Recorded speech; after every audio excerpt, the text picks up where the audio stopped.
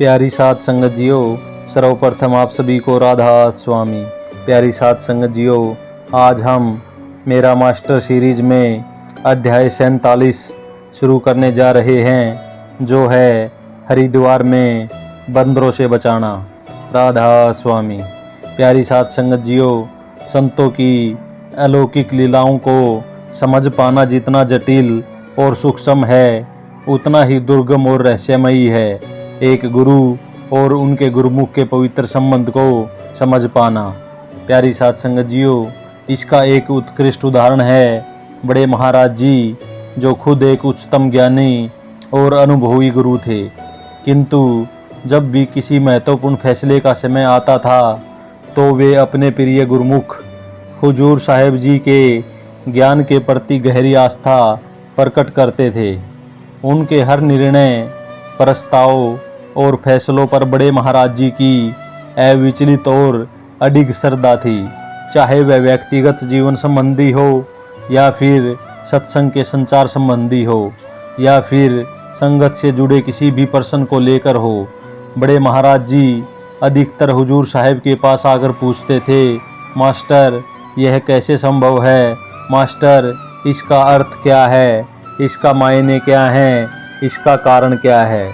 प्यारी साध संगत जियो, एक ऐसा वक्त भी आया जब संगत से कोई बड़े महाराज जी से ध्यान और भजन संबंधित निर्देश या सलाह मांगते तो बड़े महाराज जी उन्हें विनम्रता से कहते, ध्यान और उपासना संबंधित प्रश्नों के लिए मास्टर के पास जाओ और उससे पूछा करो यह सवाल। प्यारी साध संगत जियो, यह संबंध इसलिए भी विशेष था क्योंकि जहां देश विदेश के अनेक कोनों से और समाज के विभिन्न वर्गों के लोग बड़े महाराज जी के पास छोटी बड़ी समस्याओं के समाधान और मार्गदर्शन के लिए आते थे, वहीं जब बड़े महाराज जी को स्वयं किसी निर्णय की आवश्यकता होती तो वे अपने मास्टर हुजूर साहिब जी से विचार संवाद करते थे। बड़े महाराज जी अच्छी तरह समझते थे कि हुजूर महाराज जी की बातों में अद्भुत तर्क और सटीकता विद्यमान है। जब भी हुजूर महाराज जी अपने विचारों को इजहार करते थे तो वे उनके गहन अनुभव और गहरी समझ की गहराई से प्रेरित होते थे। प्यारी साध संगत जियो, हुजूर साहिब की असामान्य और प्रखर बुद्धिमत्ता, उनकी सूक्ष्म और विश्लेषणात्मक दृष्टि और उनकी अत्यंत विचारपूर्ण सोच उनके आत्मीय चरित्र के सर्वोत्तम प्रतीक थे। उनके दृष्टांतपूर्ण और अंतर्दृष्टिपूर्ण विचार कभी कभी तो बड़े महाराज जी को भी आश्चर्यचकित कर देते थे। प्यारी साध संगत जियो, जैसे एक बार बड़े महाराज जी और हुजूर महाराज जी हरिद्वार के सत्संग दौरे पर थे। हरिद्वार में घूमते हुए बड़े महाराज जी को एक सुनसान मार्ग पर एक बंदर दृष्टिगोचर हुआ। बड़े महाराज जी ने स्नेहपूर्वक बंदर की दिशा में अपना हाथ बढ़ाया और उसे प्यार से पास आने का संकेत दिया। बस फिर क्या था, वह बंदर त्वरित रूप से बड़े महाराज जी के हाथ पर चढ़ गया। उसे ऐसा करते हुए देख पास के पेड़ पर लटके अन्य बंदर भी उत्तेजित हो गए। उनमें से कुछ तो तुरंत ही बड़े महाराज जी की ओर कूदने लगे। 5 से 6 बंदर ने तो बिना विचारे ही बड़े महाराज जी के हाथ और सिर पर चढ़ने की कोशिश की और उस प्रक्रिया में उन्हें नीचे गिरा दिया। इस आकस्मिक परिस्थिति को सामने देख पीछे चल रहे हुजूर साहेब तुरंत बड़े महाराज जी के बचाव में आ गए। उन्होंने अपने हाथ में लिए हुए बैग को फुर्तीले अंदाज में उठाया और उसकी मदद से बंदरों पर जोर जोर से वार करने लगे।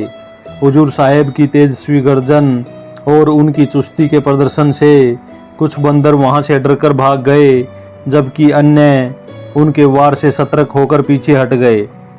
प्यारी साध संगत जियो, जब सभी बंदर वहां से फरार हो गए तो हुजूर साहिब ने बड़े महाराज जी की ओर गंभीरता से देखा और कहा, महाराज जी, आपने बिना सोचे समझे उस बंदर को प्रोत्साहित क्यों किया? यह परिस्थिति हमारे विपरीत भी हो सकती थी। अगर वह आपको चोट पहुंचा देते तो?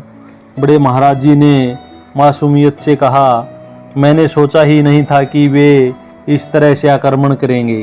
प्यारी साध संगत जियो, यह सुनकर हुजूर साहिब ने गंभीरता और सूक्ष्मता के साथ उन्हें एक दीप्तिमान तर्क सुनाया। महाराज जी, ये वही बंदर हैं जो पूर्व जन्म में धर्म के नाम पर धोखा देने वाले ठग थे। वे ब्राह्मण का वेश धर इस पवित्र नगरी में मासूम भक्तों और आम जनता पर धावा बोलते थे और उनके धन को किसी भी तरह लूटना चाहते थे।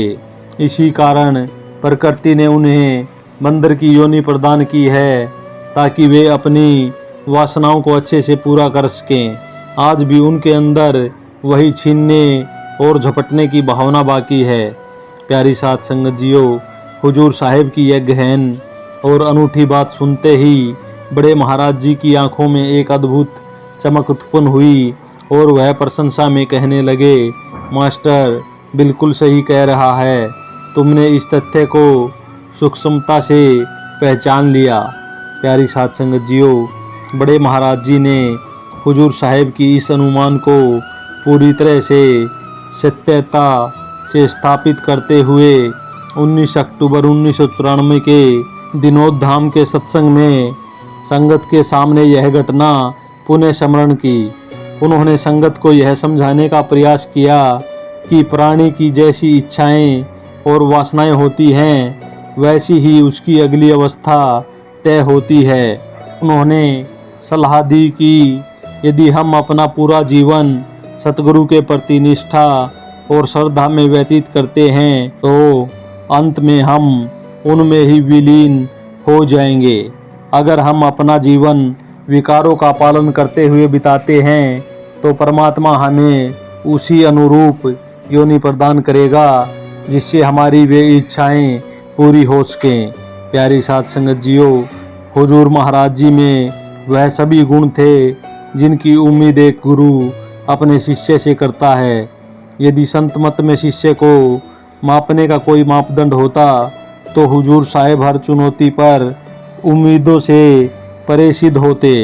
हुजूर साहिब कुछ समय बाद बड़े महाराज जी के प्रेम में इतना मगन हो गए थे कि वे केवल उनके सेवक नहीं बल्कि अंगद साहब की तरह अपने गुरु का अभिन्न अंग बन गए। बड़े महाराज जी का विश्वास और निर्भीकता हुजूर साहिब का संग पाकर और भी दृढ़ हो गया था। हुजूर साहिब ठीक उसी तरह का व्यक्तित्व थे जिन्होंने बड़े महाराज जी का संग प्राप्त होते ही प्रचलित परंपरागत कथन की भांति उनकी ऊर्जा को एक और एक मिलाकर 11 गुना प्रबलित किया। बड़े महाराज जी खुद हुजूर साहिब जैसा गुरुमुख पाने की आंतरिक प्रसन्नता को व्यक्त करते हुए अपने सत्संग में कहते थे कि मैं बड़ा भाग्यशाली हूँ कि मुझे मास्टर जैसा शिष्य मिला, मैं इसे अपने से अच्छा समझता हूँ। प्यारी साध संगत जियो, हुजूर साहिब ने एक समय के बाद बड़े महाराज जी के प्रेम में ऐसी आध्यात्मिक विलीनता प्राप्त की कि उन्होंने महाराज जी के व्यक्तिगत और सत्संग संबंधित कार्यावली को न केवल संचालित किया बल्कि उनकी हित में निर्णय भी स्वतंत्रता और परिपूर्ण विश्वास के साथ लिए। जैसे एक बार दादरी आश्रम में सत्संग फरमाने के बाद बड़े महाराज जी के कुछ शिष्य और खास अतिथिगण उनके कमरे में उनसे मिलने पहुँचे। वे बड़े महाराज जी के साथ सत्संग से संबंधित अपनी अपनी समीक्षा और अपने मन की शंकाओं पर चर्चा करने आए थे। प्यारी साध संगत जियो, जब चाय और चर्चा का समय समाप्त हुआ तो बड़े महाराज जी ने सभी से अनुरोध किया कि वे कमरे से बाहर चले जाएं ताकि उन्हें नामदान से पहले कुछ समय ध्यान में बिताने का अवसर मिले। सभी अतिथिगण धीरे धीरे महाराज जी का आशीर्वाद लेकर चले गए, पर उनमें से एक साधिका जो भगवा वस्त्र पहने थी वह अपने आसन पर बैठी रही। उसे वहां बैठा देखकर हुजूर साहिब ने उससे कहा, बहन जी, महाराज जी को ध्यान में बैठने का समय हो गया है, कृपया आप नीचे जाएं। प्यारी साध संगत जियो, हुजूर साहिब उन्हें त्वरित रूप से कमरे से बाहर प्रेषित करने का प्रयास कर रहे थे क्योंकि उन्हें बड़े महाराज जी के निर्धारित संकल्प का ध्यान था। दरअसल अरमान साहब ने जब बड़े महाराज जी को जीवों को नामदान प्रदान करने का हुक्म दिया था तो उन्होंने उन्हें कुछ महत्वपूर्ण दिशा निर्देश दिए थे। प्यारी साध संगत जियो, इसमें से एक था कि वे किसी भी स्त्री के साथ कमरे में अकेले न रहें, चाहे वह उनकी माता या बहन ही क्यों न हो। बड़े महाराज जी ने उस दिशा निर्देश को अपने गुरु की आज्ञा मानते हुए इसका सख्ताई से पालन किया और हुजूर साहिब भी इसे महत्वपूर्ण मानते थे और कभी किसी महिला को महाराज जी के कमरे में अकेले प्रवेश या विराम नहीं करने दिया करते थे। जब हुजूर साहिब ने उन्हें नीचे जाने को कहा तो उस बहन ने जवाब दिया, मैं भी बड़े महाराज जी के साथ ध्यान में बैठना चाहती हूँ। प्यारी साध संगत जियो, हुजूर साहिब ने धैर्यपूर्वक कहा, बहन जी कृपया नीचे संगत में जाकर बैठें। बड़े महाराज जी के कमरे में अकेली महिला को बैठने की अनुमति नहीं है।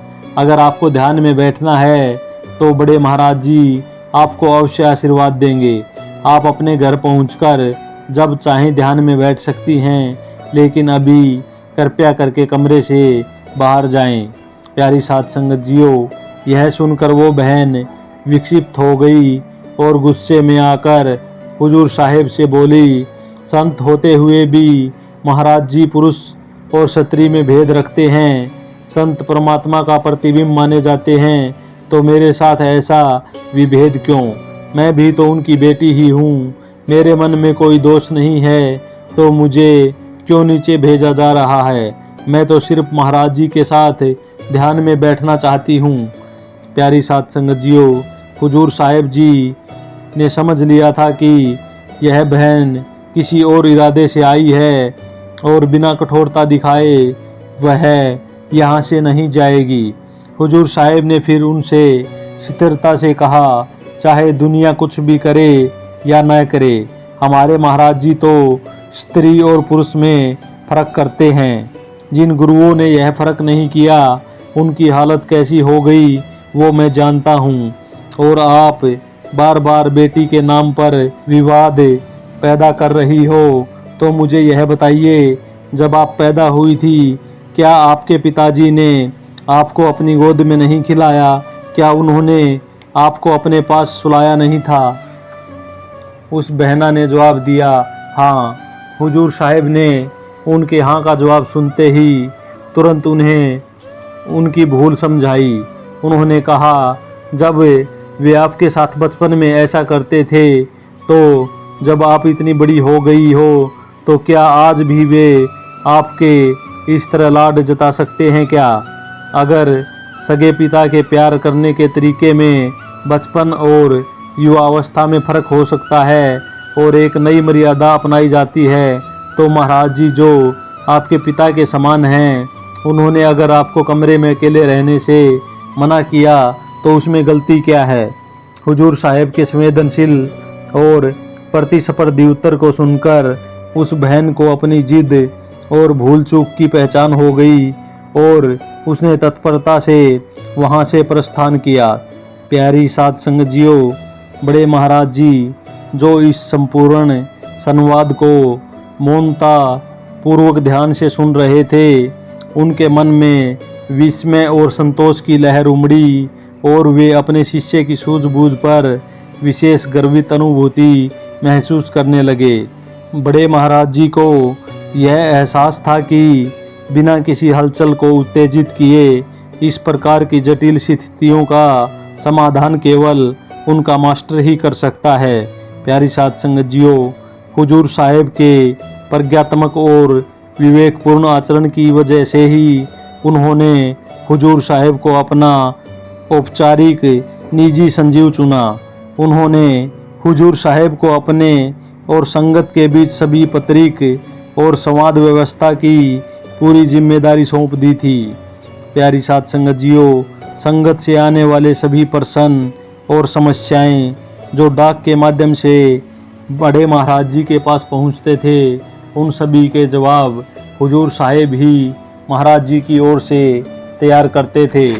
उनके हृदय में अपने गुरुमुख के प्रति ऐसी असीम और गहरी श्रद्धा और विश्वास का संचार था कि उन्होंने संगत के पत्राचार के लिए हुजूर साहेब को यह विशेष अधिकार प्रदान किया था कि वे अपनी सूझबूझ से उत्तर लिखें और उनकी ओर से हस्ताक्षरित कर दें। यह न केवल उनके शिष्य पर अपार विश्वास का परिचायक था, बल्कि उनके अपने गुरुमुख के प्रति अनुपम आत्मसमर्पण की भावना का भी द्योतक था। राधा स्वामी।